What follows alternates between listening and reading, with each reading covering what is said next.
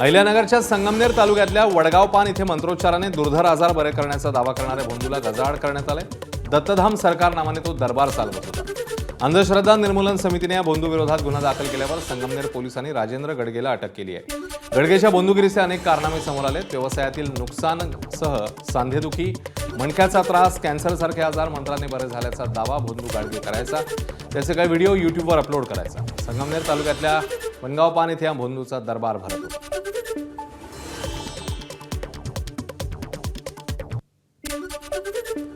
अन्निसचे कार्यकर्ते लाच मागत असल्याचा व्हिडिओ भोंदू गडगेने व्हायरल केला। तर दुसरीकडे भोंदू गडगे फिर्यादींवर दबाव आणण्यासाठी स्टिंग ऑपरेशनचा बनाव करत असल्याचा दावा अन्निसच्या कार्यकर्त्यांनी केला आहे। भोंदूने खोटा व्हिडिओ बनवून आपली बदनामी करण्याचा प्रयत्न केल्याचा आरोप रंजना गवांदे यांनी केला। आमची बदनामी करण्याचा प्रयत्नचा एक भाग म्हणजे चळवळीची बदनामी आणि पर्सनल व्यक्तिगत माझी बदनामी असे दोन्हीही त्याचे हेतू होते।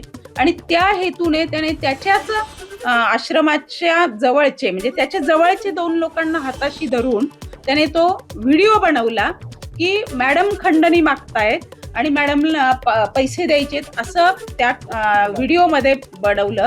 आणि माझ्या सोशल मीडियावरची जी छायाचित्र होतं त्याच्यात काही छेडछाड करून माझ्या हातात पैसे दाखवून तो व्हिडिओ त्याने व्हायरल केला।